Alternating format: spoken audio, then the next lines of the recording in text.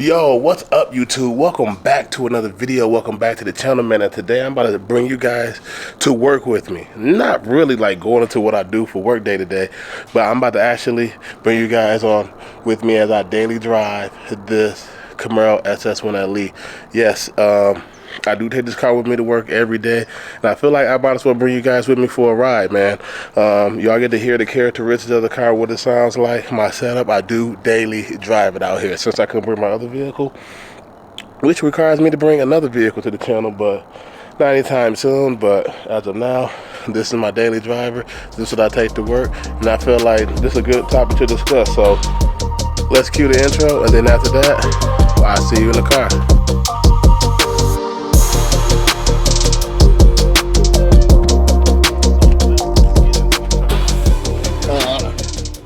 Yeah, so I got about I'm almost at 12,000 miles, but not really. But I'm gonna start up my car so you guys can hear how that cold start sounds, of course.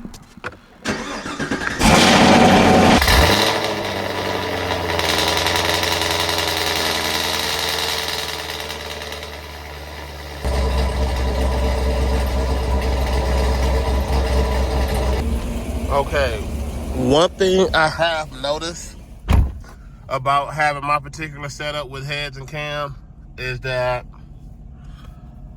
my RPM sits a little bit higher than normal. So that's something to be aware of if you ever decide to get a heads and cam car. It's all different, depends on how big your cam is and stuff like that, because all cams are different. But like mine's here, it's like sitting at like 950.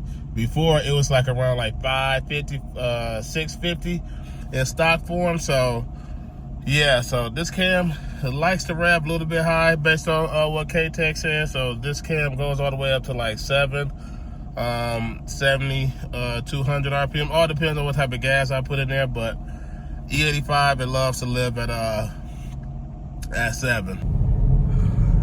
Yeah, but as headed in though, look at these views, man. You gotta love it. I don't know, can y'all really see it like that? I probably gotta change the brightness.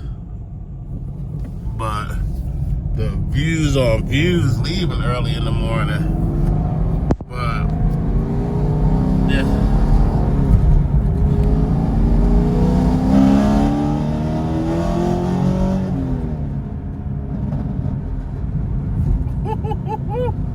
She wakes up even in tour mode. Y'all heard that exhaust talk a little bit. Now it's definitely can get a little bit louder, of course, if I'm in sport mode, but yo, I just want to give y'all that quick pull on what it sounds like in tour mode. Yeah, so tour mode is nice when I can really get up on it. I think that just being nice for other people that surround me. That's why I keep it in tour mode first thing in the morning like that, because I leave like crazy early. Sometimes I'm leaving at 6, 7 o'clock over there in Eastern Standard Time. It'll be like 9. Y'all time 8 over there, so it's kind of normal over there, but over here it's like very early, still dark. So I like to be nice to my neighbors a little bit. But with that being said, daily driving the car, I feel like since I'm going to work, this is like a perfect video for me to like share with you guys with my car what it sounds like. Y'all can hear what it sounds like in the inside and stuff like that. Outside, y'all know it's loud. Y'all heard the other videos when I'm just cruising around. But going into work, I just want to prove to you guys like my particular setup is daily drivable. What makes my Camaro daily drivable? That is a few things. One, I would say that the original car itself, like in stock form, it is daily drivable with the SS1LE if you can stand the seats. Some people can't. Some people cannot stand the seats because of how rigid it is. Because of course it's a track car versus the 2SS. The seats are a little bit more comfortable. With this, you know, all the cars doesn't have lumbar support, so that's something to deal with. So if you're having back issues, I wouldn't recommend you to like get the SS1LE package. I'll just tell you, just get the regular 1SS. But as y'all can see or listen to the car, that I'm really going into like a stop.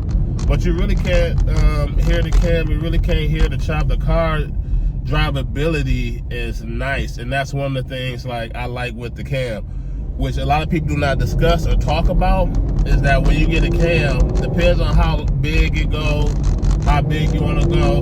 Like the cam really affects your drivability a lot, because the cam is going to be fuel hungry. I mean, it's going to take all the fuel it can to make as much power it can. So, and the cam really changes the idle a little bit. So, as y'all know, because y'all love that chop. But that's one of the main reasons why I considered my cam, because one, it's a sleeper cam. Two, I didn't want that chop. I had plenty of options if I want to get the chop. You know, BTR got a stage 2 cam that has a nice, decent chop. Katech has one of the mild cams, I would say, as far as regarding the chop, but they have, their cam requires more fuel load. So fuel load just means like my cam can take a lot more gas. I'm just dumping a lot of gas. So my fuel load was like 38% with my cam versus like the BTR one was like a 32%. And I was looking at that because I wanted 38%, and Katech, after talking to them, they have the cam that meets my needs. And as y'all can see, daily driving wise, like I just went probably like a mile.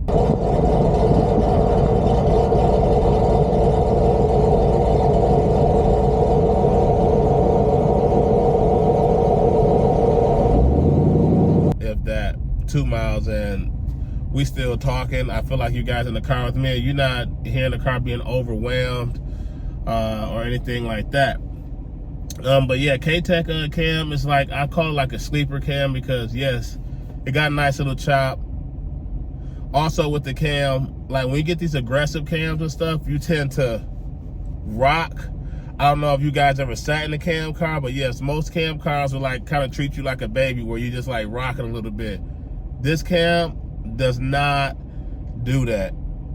Yeah, I feel like it does sometimes, but it's like very subtle. It's very subtle that you can't even tell I got a cam. If I roll my window down, this is a sport mode. I don't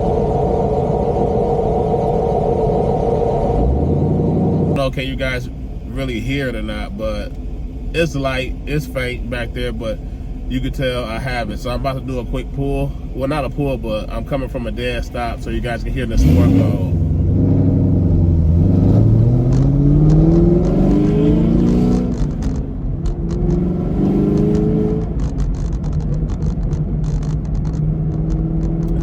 Sport mode because it gives me the loud that I need of track, but it's more maintainable. Like when I'm trying to just hear the car but not go too crazy, because right now I'm at like 2,500 RPM and still tame or whatever.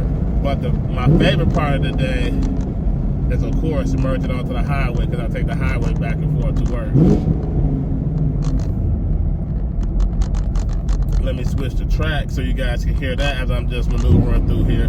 But yeah, that is another thing. It's like, okay, we talked about drivability of this cam. Cam is like this, like one of the best things for me why I like this cam, because it's definitely daily drivable. It's not, the car is loud, but it's not like crazy loud where it's like annoying, where you gotta hear the chop and you don't feel like you want to take your car into work every day. Like this car, this setup is like perfect to get around day to day. I would say if you want to like do a long road trip, daily drivable, this cam is perfect.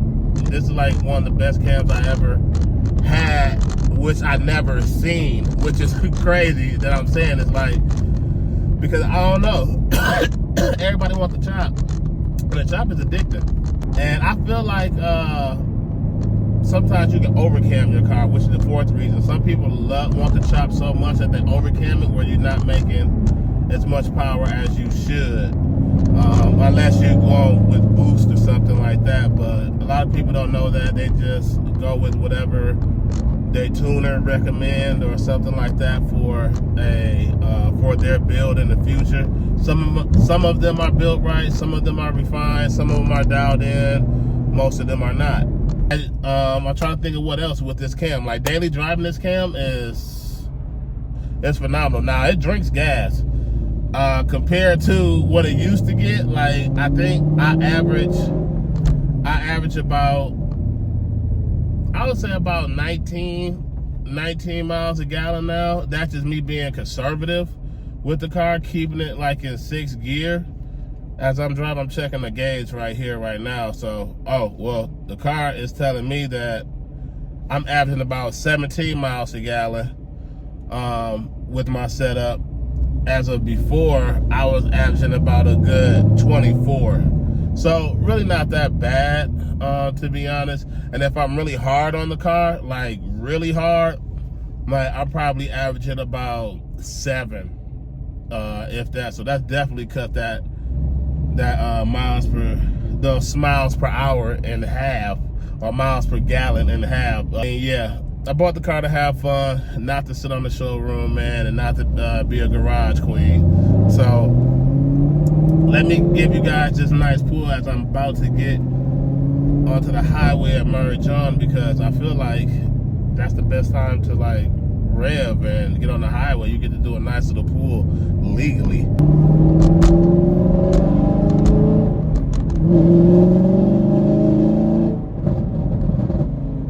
Ooh-wee.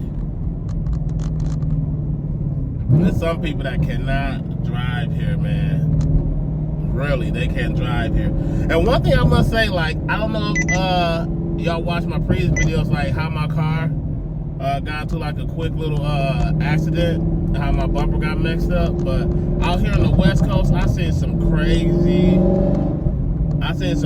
stuff, man, with people driving. Like, I seen people like towing a car behind another car is like a common thing. And I see how shit end up on the highway,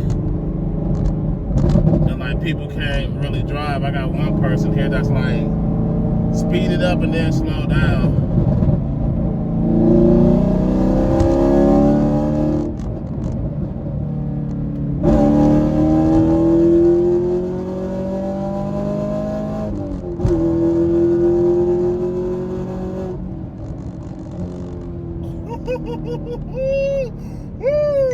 I hope y'all enjoyed that pull, because I'm not gonna tell y'all how fast I went, but fuck it, I'm gonna tell y'all.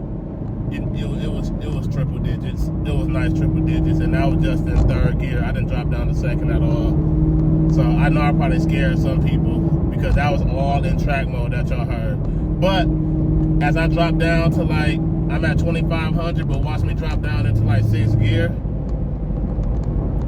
It's great. My setup as far as exhaust wise, I know people probably think like, does it drone? Doesn't drone at all. Cook's headers, catless to the stock MPP is like the best setup. I never thought it would be like that, but it's literally the best setup, best exhaust wise I ever heard. So I love the fact that I can control the sound with the MPP, for such as like in the mornings, and then I'm on the highway and stuff like that. But yeah, that's gonna wrap this video up as I'm getting close to work. If y'all enjoyed this video, y'all know what to do. Y'all hit that like button, subscribe. If y'all like car content like this, y'all follow the MOC. And look like the MOC is a little joke inside of us. It was standing for the men of culture, but now it look like it's gonna be the men of civics. And I'm gonna be the man of Camaro, because race car friend sold his Camaro, his SS1LE for a Civic Type R. Shout out to him, man. Shout out to 100 Gang Name, because he got rid of his ZL11LE for a Civic Type R as well. So y'all be sure to go check their channels out if y'all interested in that type of content. But as far as all of us, even Q the Chaotic got rid of his, but he got an M2, so he got the German form of the SS1LE. But as of now, I'm the only one with Camaro in the group. So y'all rock with me if y'all love this Camaro content. If y'all like that import or those tuners cars, you know, go check out their channels, man. So like that's gonna wrap this video up. Y'all know what to do. Hit that like button, subscribe.